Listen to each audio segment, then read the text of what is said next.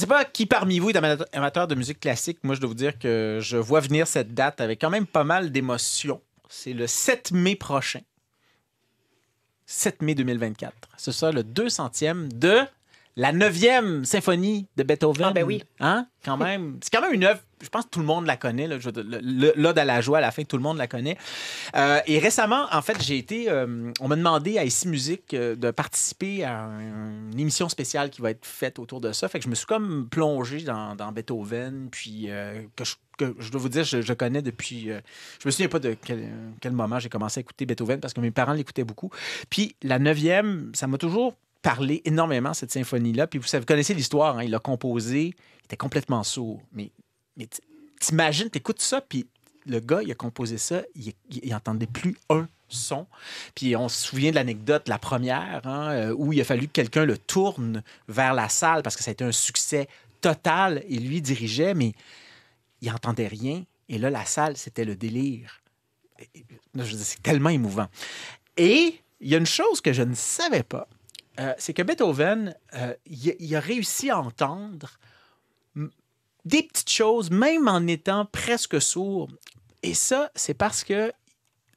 Je vous l'explique dans quelques secondes. Écoutez Moteur de recherche.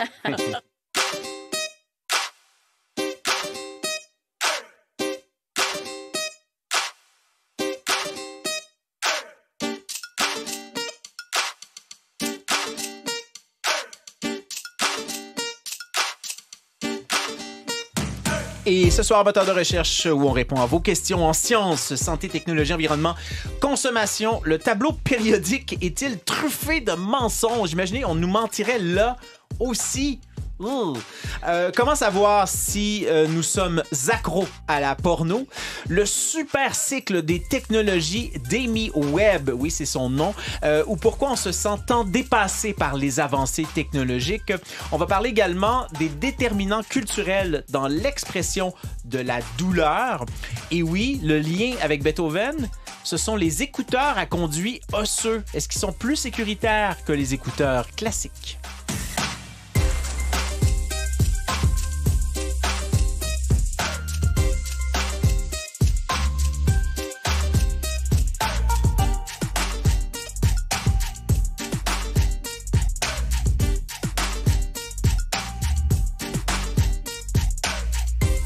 Bonsoir tout le monde. Très, très heureux de vous avoir encore à l'écoute. J'espère qu'on vous accompagne vers un beau week-end, chères auditrices et chers auditeurs. On a un beau studio plein ce soir. Je sais que pour les gens qui nous écoutent, ça veut rien dire, mais quand on est en studio puis qu'on est tout seul puis qu'il y a 5 personnes par téléphone, c'est pas la même chose que quand il y a tout le monde autour de la table. Alors, très, très heureux d'avoir une belle... C'est comme une carte pleine. Il y a Gabriel Anctil. Bonsoir. Il y a Catherine Mathis. Bonsoir. Véronique Raymond. Bonsoir. Bonsoir. Myriam Dagujan-Bernier. Bonsoir. Bonsoir. Et on a un invité, on en discutait avant l'émission, moi j'en reviens pas, là. Le temps ça va tellement vite. C'est Jérémy Voix, qui est professeur au département de génie mécanique de l'ETS, oui, titulaire de la chaire de recherche industrielle ETS-EERS en technologie intra-auriculaire. Bonsoir Jérémy Voix. Bonsoir Mathieu, bonsoir à toutes. La dernière fois qu'on s'est vu en studio, c'était dans le temps de la sphère, ça n'a pas de bon sens. Effectivement, ça date. Ben là, il faut qu'on ait davantage de questions sur les technologies sur lesquelles vous travaillez, parce que vous allez voir, c'est vraiment, vraiment fascinant. Mais rapidement, le lien avec Beethoven, c'est que pendant un moment, il était capable d'entendre à partir, pas d'écouteurs à conduit osseux, avec un bout de bois qu'il serrait avec ses dents et qu'il appuyait sur le piano sur lequel il jouait. Et donc, la vibration sonore passait du piano au bout de bois à ses os, et à ses os jusqu'à son système auditif. Donc, il a pu entendre un peu comme ça. On va parler des fameux écouteurs intra-auriculaires, pas intra-auriculaires, à conduction osseuse tout à l'heure, mais auparavant, Jérémy Voix, vous travaillez sur des technologies qui sont incroyables. C'est presque de la science-fiction. Expliquez-nous ces espèces de bouchons bioniques qui permettent de filtrer la voix, de mieux entendre les personnes qui nous parlent dans un environnement de bruit. Comment vous les appelez d'ailleurs, ces inventions-là? Alors, très modestement, on les appelle l'oreille bionique. On a simplement décidé de suppléer finalement à des problèmes que l'on a au niveau de l'oreille. Comme vous savez, on ne peut pas fermer l'oreille. On n'a pas de paupières d'oreille. Alors on est obligé forcément, lorsqu'il y a des bruits trop forts, de se protéger avec souvent des protecteurs passifs, donc des bouchons finalement. Et nous, ce qu'on fait, c'est qu'on les rend en fait actifs, donc avec de l'électronique. Et l'électronique va rendre en fait le bouchon plus intelligent et notamment va permettre de sélectionner des sons qu'on va chercher à laisser passer. Donc, ça veut dire qu'avec votre petit appareil bionique, cette oreille bionique, on serait par exemple, hypothétiquement, on est dans un bar, c'est très fort, on peut réussir à moduler cet appareil-là pour être capable d'entendre très bien quelqu'un à qui on parle dans un bar, malgré tout le brouhaha?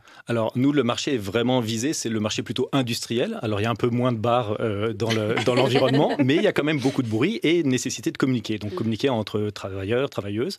Et une des technologies qu'on a développées, c'est par exemple l'idée de capter la voix, non pas qui sort de la bouche, comme en ce moment, on a des microphones devant notre bouche, mais vraiment la voix qui sort en fait dans l'oreille.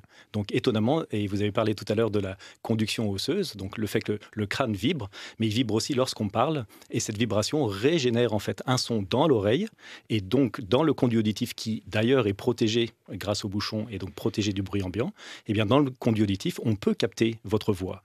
Et l'intérêt, c'est que c'est une voix qui est beaucoup plus propre, beaucoup plus claire, il y a moins de bruit de fond. Et on va, nous, par contre, la rendre plus intelligible. Donc, on va augmenter son intelligibilité et la transmettre, par exemple, par onde radio. Donc, c'est le genre de choses qu'on peut faire pour des produits industriels. Et ça, la dernière fois qu'on s'était parlé, vous étiez en train de développer cet appareil. Là, actuellement, il est disponible. Alors voilà, si ça fait 6 ans, effectivement, merci d'avoir tenu le compte. Effectivement, à l'époque, on était aux étapes de recherche. On prouvait le concept, preuve de faisabilité. Et depuis, en fait, notre partenaire, donc on disait tout à l'heure EERS, c'est Ears, la compagnie comme un jeu de mots avec deux oreilles. C'est une compagnie montréalaise qui en fait commercialise ce que nous développons à l'ETS et l'offre en fait à travers des grands marchands, on va dire, par exemple la compagnie 3M pour pas la nommer, mais qui va commercialiser ce genre d'innovation. Donc l'année dernière, ce produit est sorti sur le marché et est disponible et a été adoré par tous les gens qui justement ont par exemple, je vais faire l'expérience, mais mettre quelque chose devant ma bouche. Évidemment, lorsque j'ai un masque, c'est très inconfortable de parler. On a tous fait l'expérience à une certaine époque de nos vies, mais dites-vous que tous les jours, il y a des gens qui sont obligés de porter par exemple des respirateurs, des masques filtrants, des choses comme ça. C'est incroyable. Ça s'appelle l'oreille bionique. En fait, vous l'appelez comme ça. Très modestement, comme vous le disiez. Moi, j'aimerais ça qu'on ait des questions pour qu'on puisse continuer cette discussion parce qu'il ne sera pas question de cette oreille bionique, mais bien des écouteurs à conduction osseuse tout à l'heure. Est-ce que c'est plus dommageable pour l'oreille que des écouteurs classiques? Ou peut-être ces écouteurs intra-auriculaires également, là, dont on pense qu'ils pourraient être plus dommageables, mais on va y revenir. Là, c'est peut-être plus contre-intuitif qu'on le pense a priori. Mais bienvenue parmi nous, Jérémy Voix. Merci beaucoup.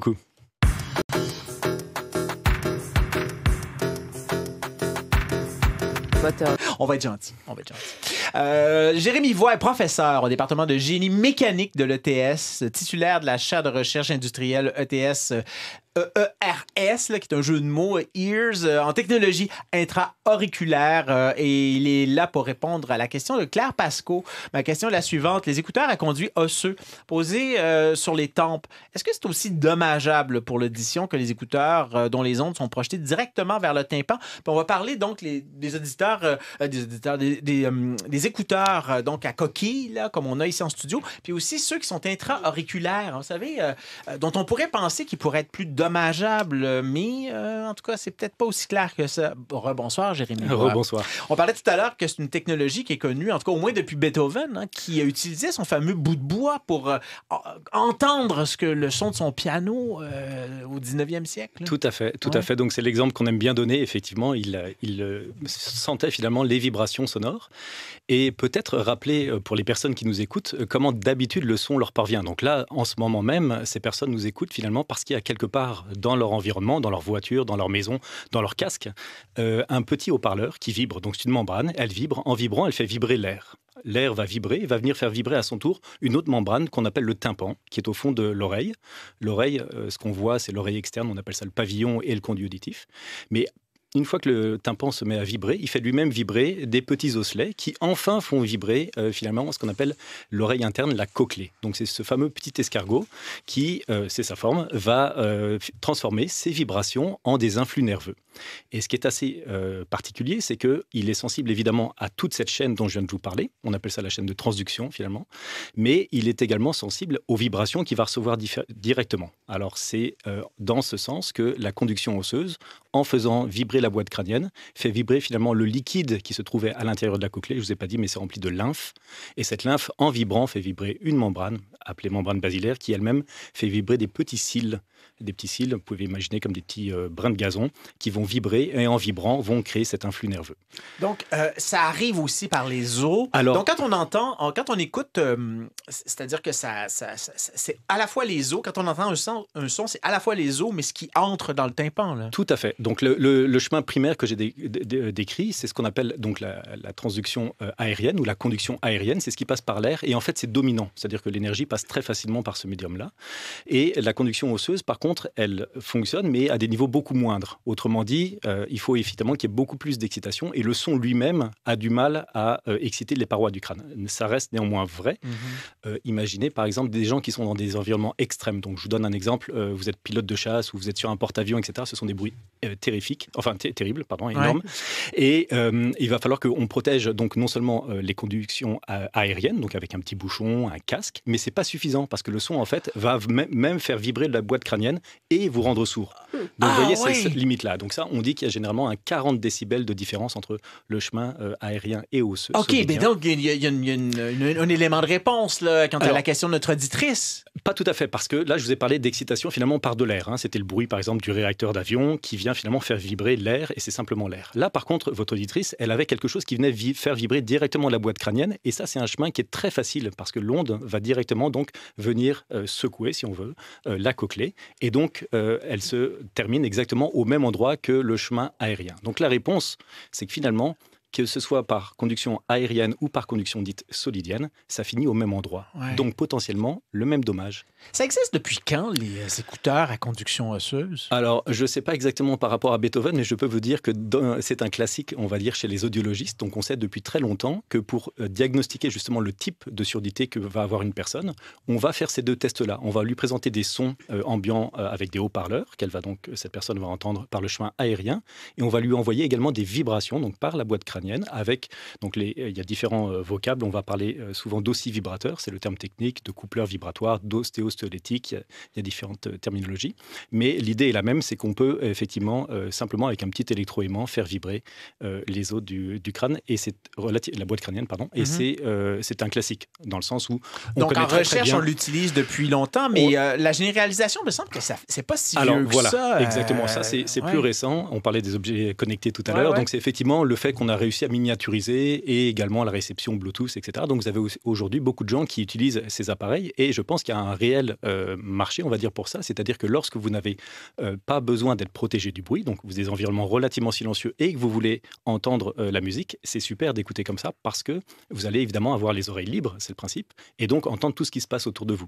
Donc pensez à quelqu'un qui veut faire, je ne sais pas, du jogging en ville, veut quand même entendre un vélo qui passerait, une voiture, etc. C'est parfait.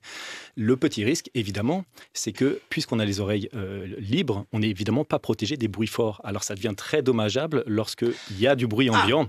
OK, parce que là, c'est ça. C'est par exemple, on va prendre cet exemple-là de quelqu'un qui court, qui est dans un environnement bruyant, qui écoute un balado. Mettons de moteur de recherche. Par exemple. Il y en a beaucoup. Non, mais il y en a beaucoup qui nous écoutent en courant, d'ailleurs. On les salue. On les salue, puis on est très content de vous aider à garder la forme. Mais ça veut dire que là, c'est des bruits qui s'additionnent. Alors, ça s'additionne. Et le problème, c'est qu'on va chercher toujours à bien vous entendre, Mathieu. Donc, on va avoir tendance à finalement monter le niveau de la balado pour que ça émerge du bruit de fond. Et là, typiquement, on connaît même ce qu'on appelle les rapports signal-bruit. C'est typiquement de plus 8 à plus 15 décibels. Donc, c'est, disons, 10 décibels. Et 10 décibels en perception, c'est 2 fois plus fort. On cherche à mettre 2 fois plus fort le signal utile que le bruit de fond. Ah oui, donc si donc le bruit de fond est déjà fort, et bien voilà. Là, donc ce que vous nous dites, c'est que ça a l'air en fait, c'est drôle parce que c'est presque contre-intuitif. Voilà. On a l'impression que ça repose sur nos os, c'est pas si pire. Mais là, c'est que là, on est dans des situations où les bruits s'additionnent. Tout à fait. Et le bon exemple, c'est que vous voyez quelqu'un, par exemple, dans le métro ou dans un transport bruyant, et finalement, cette personne-là, elle va être obligée de mettre son niveau d'écoute relativement fort. Et le risque, finalement, c'est qu'on vient à nouveau stimuler la cochlée. Je vous ai parlé des petites cellules ciliées, les petits brins d'herbe, et finalement, vous les épuisez et vous les détruisez à terme. Donc, le risque est exactement le même, voire pire, puisque effectivement on peut les utiliser sans avoir la protection. Donc, si on a des écouteurs coquilles avec les fameux, moi je veux dire que dans les aires ouvertes ici à Radio-Canada, c'est mon meilleur ami, ou presque, tout à fait, à Radio-Canada, parce que il y a un système d'annulation du bruit ambiant. On peut écouter de la musique vraiment pas si forte que ça, puis on est quand même isolé de ce qui nous entoure. D'une certaine manière, c'est mieux, là. Mais en fait, oui. Lorsque vous cherchez à écouter de la musique dans un environnement qui est bruyant, c'est très intéressant d'avoir quelque chose qui vous isole de votre environnement. Comme ça, vous n'avez pas besoin de monter le son. Exactement ce que vous décrivez. Et ça se fait donc avec des casques. Ceux que vous décrivez sont les casques, on les appelle supraorales, donc ils viennent enrober, finalement, envelopper l'oreille. On en a qui sont simplement posés sur l'oreille. Et puis, on en aurait qui seraient aussi intra-auriculaires. Vous en parliez tout à l'heure. Et ça, c'est un avantage. C'est qu'effectivement, vous avez l'écoute qui est directement donc, dans l'oreille avec une très bonne isolation du bruit ambiant. Donc c'est ça. Donc, on pourrait penser, a priori, que ces appareils-là, littéralement, là, qu'on se renfonce ça assez profondément, là, oui. ça nous isole. Oui. Et là, on pourrait penser, oh mon Dieu, mais là, c'est terrible pour l'oreille. Mais c'est le contraire, dans le fond, parce que il faut avoir une bonne hygiène, évidemment, acoustique, là, mais en théorie, c'est ça qui est le mieux, là, si on ne veut pas s'abîmer l'oreille. Mais effectivement, et j'ai été très surpris d'entendre beaucoup de gens me dire « mais oui, mais c'est dangereux, c'est directement dans l'oreille, c'est plus fort dans l'oreille, etc. » Et en fait, il y a eu des erreurs dans les premières études, parce que rappelez-vous, je vous ai expliqué comment les sons étaient finalement captés par, on l'a appelé le pavillon, le conduit auditif, mais le pavillon, c'est un entonnoir, donc en fait, ça fait une amplification des sons, donc c'est là pour amplifier les sons. On a d'ailleurs, on partage ça avec tous les mammifères terrestres, hein. À l'époque où on était dans l'eau, on n'a pas eu besoin d'avoir de pavillons, on les a développés avec le temps, c'était un signe d'adaptation, d'évolution. Et donc ce pavillon, il concentre les ondes sonores. Le conduit auditif, lui, c'est comme un tuyau d'orgue, donc il va résonner à certaines fréquences et il va en fait amplifier particulièrement les fréquences de la voix, comme c'est bien fait. Et cette adaptation, elle fait en sorte que finalement, le niveau de bruit dans l'oreille, il est toujours plus fort qu'à l'extérieur. Et donc, c'est ça les erreurs qu'ont fait les premières personnes qui ont un petit peu naïvement cherché. Ils ont mesuré le son ambiant, le son dans l'oreille, et puis ensuite, quand ils mesuraient sous un casque, ils notaient que le son était fort dans l'oreille. Oui, mais c'est normal, puisqu'on l'a dit, naturellement, il faut toujours que ce soit plus fort. C'est fait pour ça. Donc, il faut bien que tu restitues au même niveau dans l'oreille. Donc, c'est bien normal que ce soit plus fort dans l'oreille qu'à l'extérieur. C'est pas pour autant que c'est plus dangereux. Donc, il y a eu, à notre avis, on est beaucoup d'experts dans le domaine à avoir compris que c'était probablement les erreurs qui avaient été faites naïvement, des mauvaises interprétations. Et d'ailleurs, c'est ce qui vous a permis de mettre au point votre oreille bionique, hein, parce qu'elle fonctionne un peu sur ce principe, parce qu'elle coupe les sons qui entrent. Et là, vous avez le loisir de traficoter les sons qui s'en vont dans le tympan. Là. Exactement. Et ce qu'on fait d'ailleurs, et c'est ce sur quoi on travaille, donc si vous me réinvitez d'ici 6 ans, peut-être que j'aurai des nouvelles. Non, mais là, c'est gênant, cette affaire-là.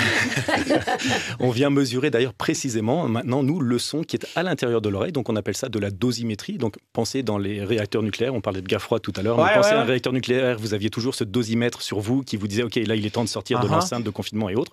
Eh bien, pensez la même chose maintenant pour des protecteurs auditifs qui vous diraient, OK, là, c'est assez, vous avez eu assez de son pour aujourd'hui, vous devriez aller vous reposer l'oreille. Donc, on imagine. OK, non, mais là, un instant. Mais vous savez, on n'est pas tributaire de ça. Il faut qu'il y ait des gens qui le veuillent. Alors, n'hésitez pas à nous envoyer des questions pour qu'on continue à discuter de cette oreille bionique, parce que pour une bonne hygiène également acoustique, d'avoir la capacité de gérer le niveau de son qui rentre, on est quand même en business. Là. Mais d'ici là, faites un banc d'essai dans un bar, Mathieu. C'est une excellente idée, ça. Écoutez, c'est un bon filon. À notre prochaine partie de moteur de recherche. Oui. Tout le monde, surtout qu'à mon âge, ça commence à être un peu dur la feuille. Alors... Excusez-moi, c'est une voix de quinquan. Jérémy Voix, vous êtes professeur au département de génie mécanique de l'ETS, titulaire de la chaire de recherche industrielle ETS EARS ou EERS en technologie intra-auriculaire. Merci beaucoup d'avoir répondu à cette excellente question de notre auditrice Claire Pasco. Merci beaucoup. Moteur de recherche, sexologie.